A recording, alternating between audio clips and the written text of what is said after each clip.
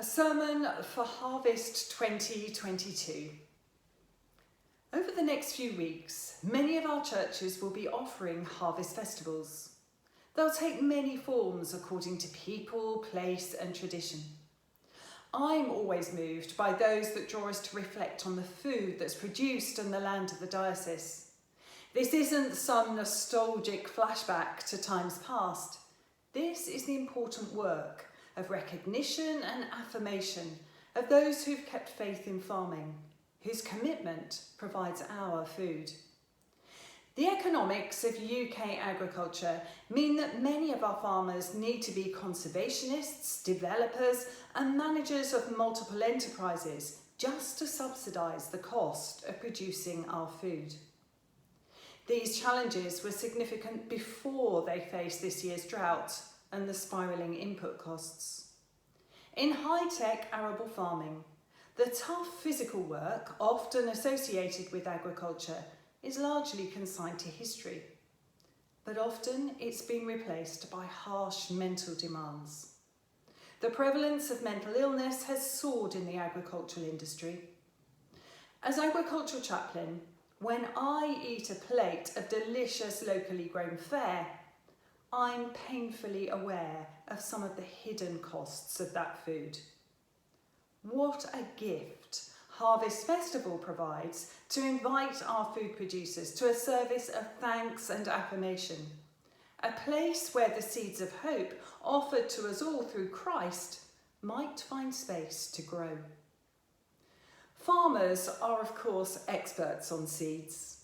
They choose seed with care, matching the variety with soil and climatic conditions. When the conditions are right, farmers of our diocese will be out on the land. They'll be drilling precious seed in the hope that it will grow and produce abundantly next harvest. It's easy to overlook the transformative power of seeds. There's sometimes nothing visibly attractive about a seed. Often they're bland, dull, tiny, or even gnarled and ugly. And yet, when sown with care and nurtured by the right conditions, a miracle of transformation takes place, resulting in a harvest that can nourish and sustain life. Harvest Festival provides us with the opportunity to give thanks for God's transforming work through creation. It might also draw us to consider the transformative power of the seeds of hope within us. We might ask ourselves, what variety of seeds do we nurture within our souls? Or even, what would happen if we truly nurtured the seed of faith? The Gospels provide some pointers, of course. The parable of the mustard seed offers the possibility that the tiniest seed of faith has the potential to be nurtured into life-enhancing abundance, the kingdom of God. And as rewilding projects demonstrate, seeds can remain dormant for years. They can endure all sorts of hardships, and then, when the conditions are right, they grow, often heralding a regeneration. The environmentalist Jane Goodall tells of seeds recently discovered on the site of King Herod's desert fortress in the Jordan Rift Valley.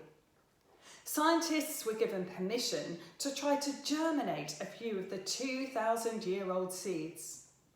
Amazingly, date palms not only grew from the seeds, they produced big, luscious dates. The image of those delicious dates reminds me to never underestimate the tenacity of a seed. It also reminds me that we should never lose hope in a seed, whether it's in the soil of an agricultural field, the soul of our beings, or the churches of our diocese. When we consider global environmental challenges, the cost of living crisis, devastating wars, and mental health challenges, it's clear that we need tenacious people of hope. As this festival draws our attention to seeds, growth, and the joys of abundant harvest, I pray that we might simply let God germinate some seeds of faith and nurture their growth in us. And then, like our regenerative agriculturalists, we might have the courage to tread lightly in the world, not on a path of our own making, but the path that Jesus lays out before us, the one that leads us to the transformative hope of the kingdom of God.